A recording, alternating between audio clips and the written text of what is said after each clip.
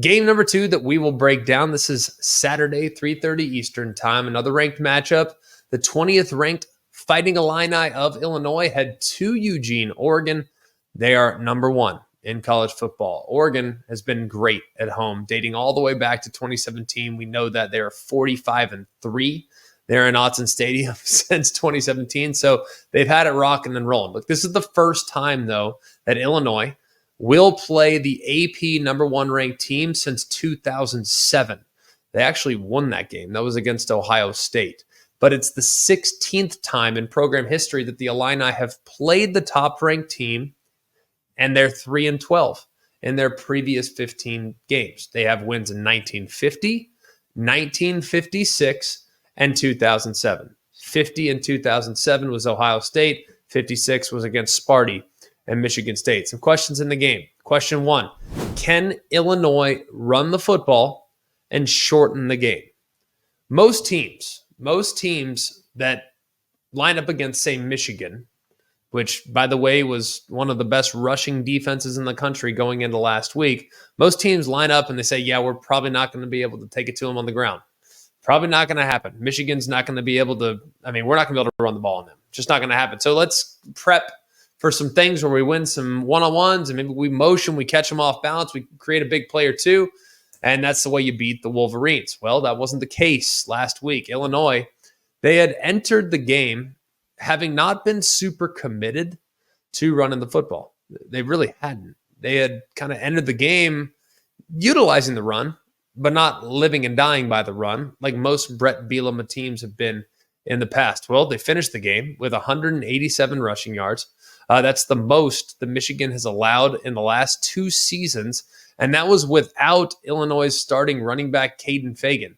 So he had season-ending hip surgery last week. So to be able to run the football, knowing that you're without your top option, is pretty dang impressive. Now, a couple of things to note in the game. They did have a fake punt that resulted in 36 rushing yards. Luke Altmaier did scramble a few times for some big games. So, yeah, maybe it's not all in the traditional sense, but I think running the football is something that will be beneficial for the Illini as they go into this game, if they can. Question 2, will Oregon's offense continue to take flight? We know Dylan Gabriel's been outstanding and has emerged so far over the last few weeks as a Heisman contender. Now, I do have question marks about whether he can stay patient if the defense forces him to keep everything underneath, because I know I've been calling Dylan Gabriel games for as long as I can remember. I'm at least studying him dating back to his time at UCF. Like, the guy wants to take shots downfield.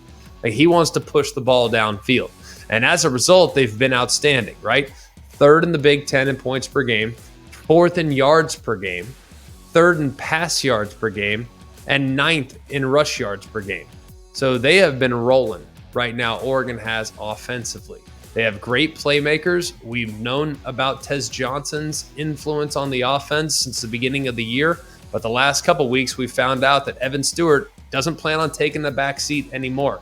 27 receptions, 427 yards, and 3 touchdowns is what has been kind of compiled the last few weeks, but more than a third of those came against Ohio State just a few weeks ago. Jordan James has been awesome, over 700 yards rushing, and he also has just 121 carries. So he's probably feeling pretty fresh at this point while contributing 8 touchdowns on the ground as well. So will Oregon's offense continue to play at a ridiculously high level? Question 3, Illinois' simplified defensive approach, will it continue to pay dividends? Now, Illinois' defense the last couple weeks, after allowing 46 points after halftime to Purdue, they looked like they had a little bit too much on their plate. It looked like they maybe tried to do a few too many things, a few too many adjustments, tried to dictate a little bit too much. And it seems like the whole defensive staff has said, hey, guys, we got to simplify things a little bit. Maybe we're doing a little too much. Well, they went back to the drawing board, head into the Michigan game, and they hold Michigan into 114 rushing yards, forced 3 turnovers, and had 5 sacks. So maybe this watered-down version of what Illinois has been has allowed their players to play a little faster.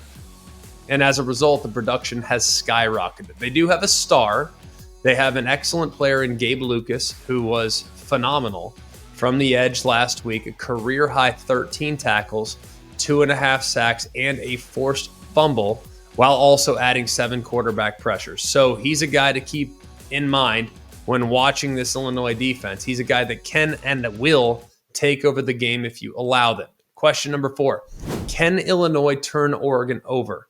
Illinois forced 3 turnovers against Michigan, 2 fumbles and a pick, which came after 2 straight games where Illinois did not force a turnover, and just 1 turnover, that interception at Nebraska, in the last 3 games. So they had gone really 3 straight games with very limited influence and not great field position. So you look at those turnovers, that's going to be huge when playing against a team that's as talented and as well coached as the Oregon Ducks. Couple trends in the game. Illinois has covered in 6 straight as an underdog. That is tied with Northern Illinois for the longest active streak in the FBS. I will take Oregon in the game. It does feel like a lot of points, I must add. It does feel like a lot of points, but I just think Oregon's operating at a different level right now than the rest of the Big Ten, at least when they are in Autzen Stadium, which is clearly very friendly confines.